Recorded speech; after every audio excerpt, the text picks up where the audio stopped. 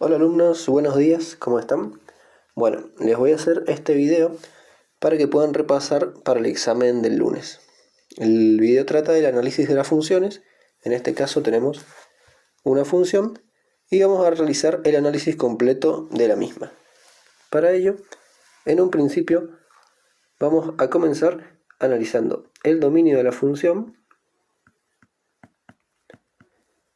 y la imagen de la función. Bien, para comenzar vamos a partir del dominio. El dominio de una función lo vemos en el eje X, es decir, el eje horizontal. Y está formado por todos los elementos del eje X que les corresponde un elemento en el eje Y.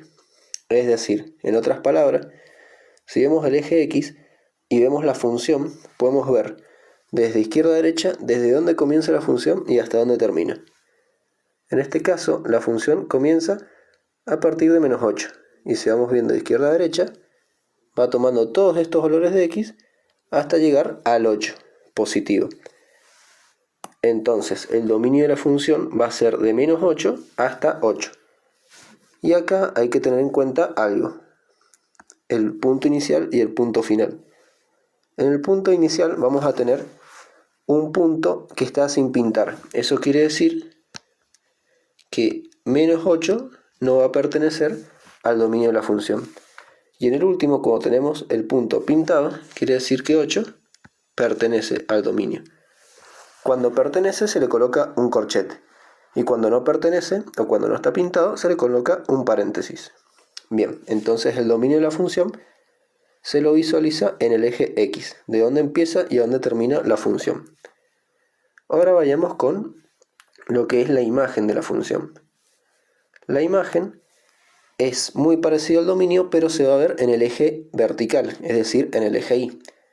Es el conjunto formado por todos los valores de Y a los que les corresponde un único valor de X. Entonces, si vemos el eje Y desde abajo hacia arriba, tenemos que ver la función desde dónde empieza y hasta dónde termina. Podemos ver que la función comienza a partir de menos 4 y termina en 3. ¿Por qué? Porque por debajo de menos 4 no hay ningún valor. Por debajo de menos 4 la función no existe. Y por encima de 3 la función tampoco existe. Entonces la función en este caso va a estar comprendida entre menos 4 y 3 positivo. Entonces acá ya tenemos el dominio y la imagen de una función. Vamos a ordenarlo esto.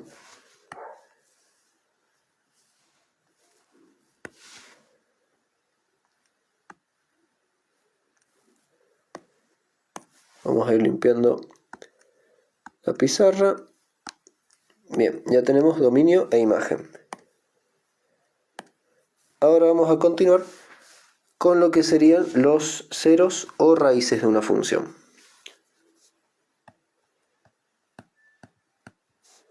Los ceros de una función, o las raíces, es lo mismo, y la ordenada del origen.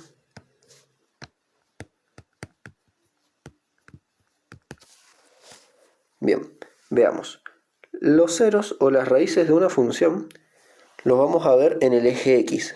Son aquellos puntos del eje X donde la función lo va a ir cortando.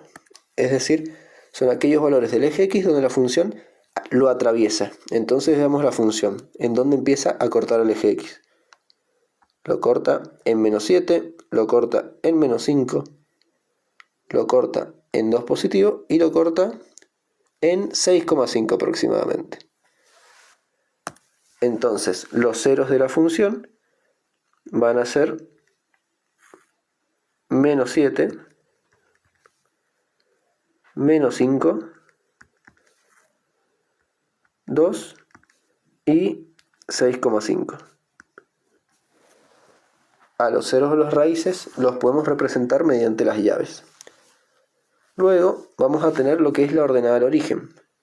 La ordenada del origen es parecido a los ceros, pero lo vamos a ver en el eje vertical, en el eje Y.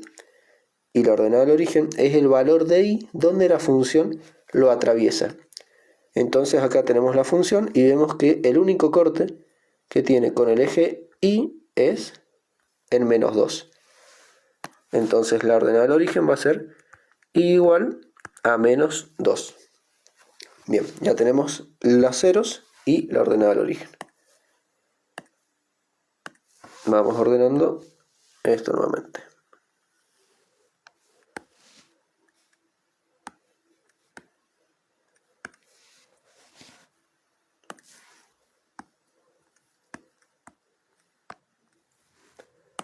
Bien, ¿qué es lo que vamos a ver ahora? Intervalos de crecimiento y de decrecimiento.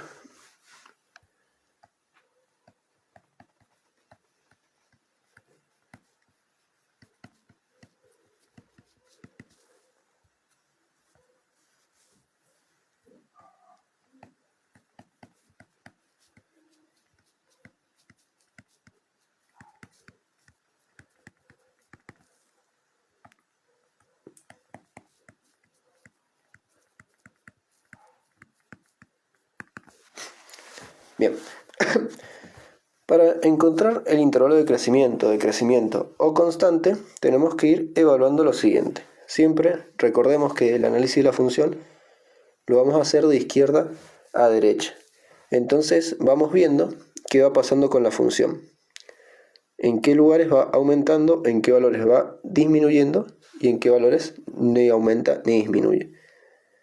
Podemos ver que en este sector de -8 en adelante, la función va aumentando. Luego, de -6 en adelante, la función disminuye. Acá vuelve a aumentar. En esta línea horizontal se mantiene constante porque no sube ni decrece. Luego aumenta nuevamente. Disminuye. Se mantiene constante y vuelve a disminuir. Bien, el intervalo de crecimiento y decrecimiento tenemos que escribirlo respecto a valores de x. Por ahí se visualiza más con el gráfico mirando el eje Y si sube o si baja. Pero tenemos que representarlo utilizando el intervalo del eje del x. Entonces, empezamos de izquierda a derecha y vamos viendo qué es lo que pasa. Desde -8 la función aparece y crece hasta tomar el valor de -6. Entonces, la función es creciente, en este caso de -8 hasta -6. Luego, la función va a decrecer. ¿Desde qué valor? Desde -6 empieza a disminuir. Y disminuye hasta tener el valor de -4. Luego, de -4 en adelante, la función vuelve a crecer. ¿Hasta qué valor de x crece? De -4 hasta -2.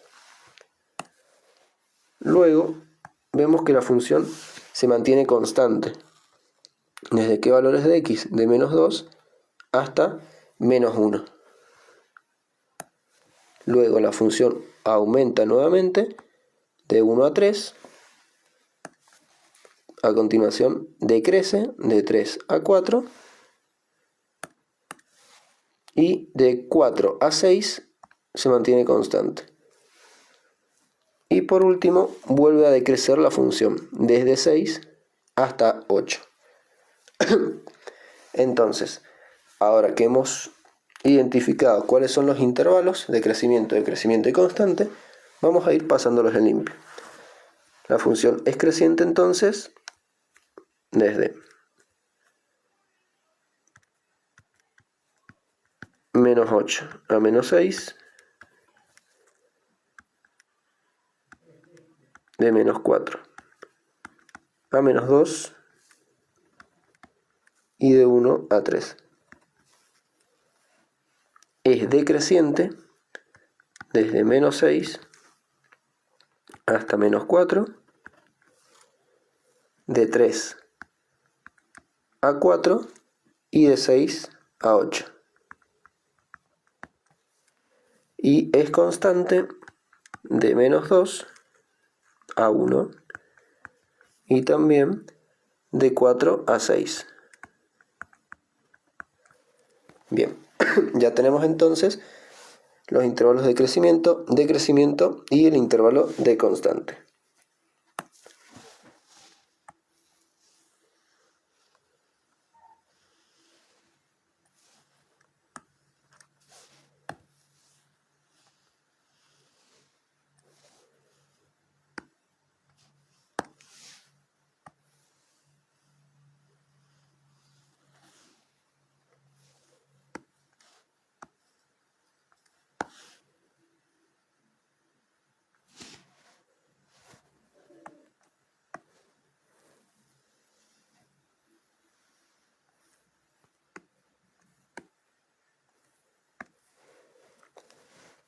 Bien, vamos ahora a ver lo que son los máximos y los mínimos de una función. Para identificar los máximos de una función o los mínimos, vamos a tener que tener en cuenta el crecimiento y decrecimiento de la función. En este caso vamos a encontrar un máximo, vamos a tener máximos relativos y máximos absolutos. Y por otro lado vamos a tener mínimos relativos y mínimos absolutos. Bien, para visualizar el máximo de una función lo vamos a encontrar en el valor de x, donde la función cambia de creciente a decreciente. Entonces veamos, de izquierda a derecha, en este caso vemos que la función aumentaba y luego disminuye. ¿Y en qué valor de x sucede ese cambio de creciente a decreciente? Aquí, en este valor, en menos 6. En menos 6 la función cambia de creciente a decreciente. Por lo tanto, x igual a menos 6 es un máximo relativo de la función. También hay otro lugar donde la función cambia de creciente a decreciente, como es en este caso. La función aumenta, luego disminuye. ¿En qué lugar cambia de creciente a decreciente? En 3. Entonces, x igual a 3 también es un máximo relativo de la función.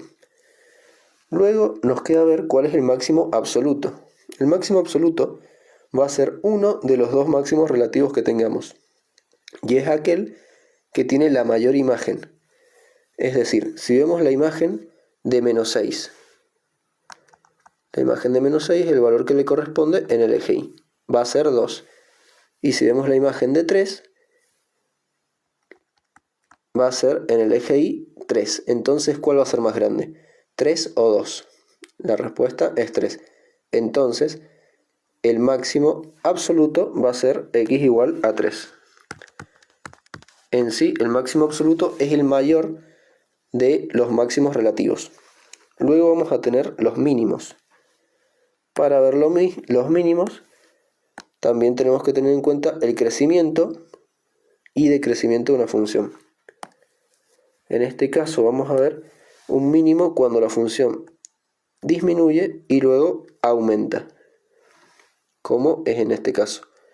La función decrece, luego crece, y en el punto donde sucede ese cambio vamos a tener al mínimo. En este caso, en x igual a menos 4. Vamos a tener otro mínimo relativo cuando la función disminuya y aumente. Pero en este caso la función nunca vuelve a disminuir y aumentar. Si vemos acá, en 4, la función disminuye, pero luego se mantiene constante.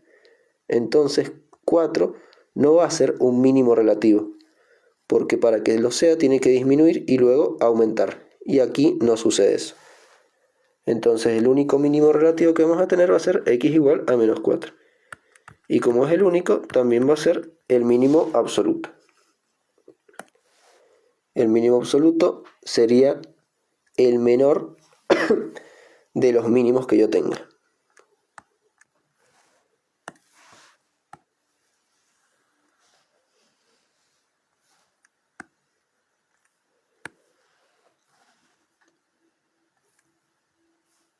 Bien, por último si es que no me estoy olvidando nada, nos quedaría ver conjunto de positividad y conjunto de negatividad de una función. Conjunto de positividad, C más, conjunto de negatividad, C menos. Para ver el conjunto de positividad y negatividad vamos a tener que prestarle atención a las raíces de la función. Es decir, los puntos donde la función corta el eje X. Aquí recordemos que este valor era de 6,5 aproximadamente. Bien, si vamos visualizando el gráfico, de izquierda a derecha vamos a encontrar que la función va a ser positiva cuando esté por encima del eje X y la función va a ser negativa cuando esté por debajo del eje X.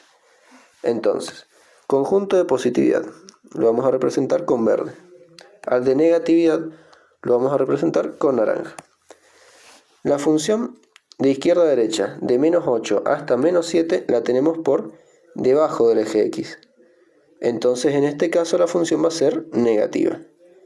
Luego, de menos 7 a menos 5, la función está por encima del eje X. Entonces, en ese lugar, la función va a ser positiva. Vamos repitiendo este razonamiento. De menos 5 a 2, la función la tenemos por debajo del eje X, así que va a ser negativa. Y luego, de 2 hasta 6,5, la vamos a tener por encima, por lo cual va a ser positiva.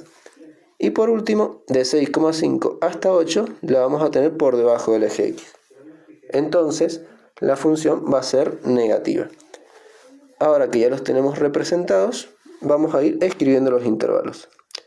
La función es positiva, entonces, desde menos 7 hasta menos 5.